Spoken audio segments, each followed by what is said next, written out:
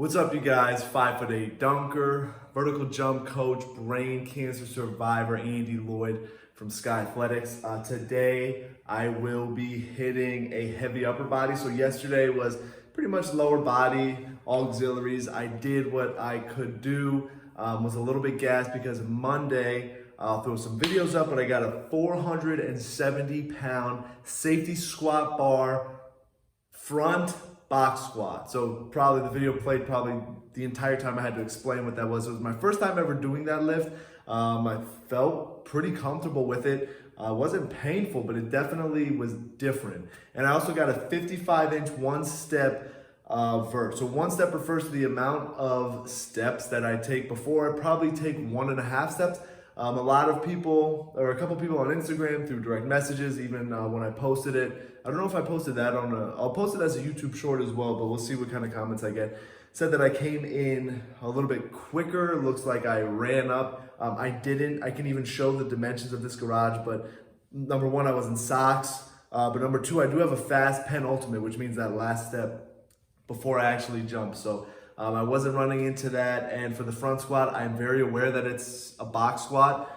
And to answer questions on my YouTube and for my Instagram, just in case you watched it and you want some answers or whether you want them or not, I do box squat more often than not because it is much more sport specific for so I'm trying to jump higher. So I'm never personally getting in a position where I have to jump from like an like from where a butt to grass. So when they say the ATG, the blank to grass, I'm never jumping from that position. So I'm a power jumper. So I'm really getting a little bit lower than a speed jumper so that the angle between my knee, so if this were my knee, being a power jumper, I'm gonna get a little bit lower just so I can get more of that muscle involved in it. Whereas a speed jumper, if this is the knee, and this is, again, the knee down, this is my foot, this is more the quad, a speed jumper is gonna jump with less of a bend in their knees. So long story short, I am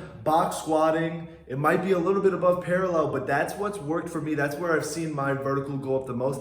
I can sumo deadlift. I just did 475. I haven't been deadlifting a lot, but the hex bar deadlift is where I've been living for the last probably 3 months, and that's at 570, I believe, is the last time I maxed out, which was weeks and weeks ago. Long story short, everything that I do is very specific for me, and it's what works for me. So the range of motion or lack thereof is what's getting my vertical and even my speed, my fast twitch muscle fibers, it's what's getting that to shoot up the most, and it's what's most efficient. So I do full squat, I do full front squats, I have the Bells of Steel belt squat, so I do full squats, full range of motion squats on there. So my ankle mobility is there. I can full squat 405. I have videos of it. I've probably got at least 4 or 5 videos of me doing that. My max ever was 425. My conventional deadlift is at least 405. Just again, I know this is an upper body workout, so I'll get into that. I have a 1 rep max with band. I don't know how much it is at the top. I'm not sure how to measure that, but I have a 1 rep max for my full range of motion, because I know I think I had pin presses in one of my most recent upper body videos. If not, I'll show that. I did a 5x5 of 315 for a 9-inch pin press. And again, I do a lot of conditioning as far as hypertrophy at the end of workouts, sets of 50 to 200 reps, both for hamstrings and for triceps, shoulders, glutes, quadriceps, all of that fun stuff. So yes, I do full range of motion for a lot of my exercises, but anything that's partial range of motion or something specific like a pin press or a box squat or a box jump, which I know it's not measuring my vertical, it's just to put as much force into a jump as possible without having to land and take 2.5 times worth of pressure after a 55-inch jump, which I've shown in the video, I'll show again. But again, long story short, everything that I do is specific to me and to increase my vertical. If I wanted to be a power lifter, I'd switch to conventional. I feel like I feel very comfortable in a conventional deadlift stance. For bench press, I still want to get a 315-pound bench press like I had before chemo, before my brain surgeries. And for a full squat, I was happy with my 405. I love the box squat in the 600s. I love to get a hex bar deadlift in 600s. I'd still like a sumo deadlift back in the 500s. So again, I know this kind of got away from the upper body focus of today, but I'll show my 1 rep max today. I'm not sure what it was previously. I want to say it was, what, 250 or 240. The bands it's a crazy amount of resistance. So if I could get in the 250 range today, I'd be happy with it. I feel strong today, but I'd be happy with the 250.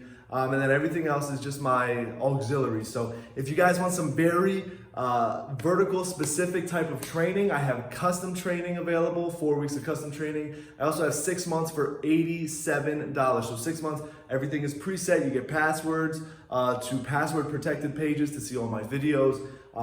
And again, all that's available. I'll be responding a lot more actively to emails. I've got a ton that I know I have to get to today, but just know that you guys are my first priority. So I hope you guys like this 1 rep max. I hope you guys like this upper body workout. I hope me explaining what I do, and I can even dive into it later and make it a 10, 12, 15-minute video. I love to do that. But for now, hope you guys like these upper body workouts. www.skighathletics.com. Almost forgot my own website for a second. For my workouts, hope you guys enjoyed this video. Talk to you guys soon.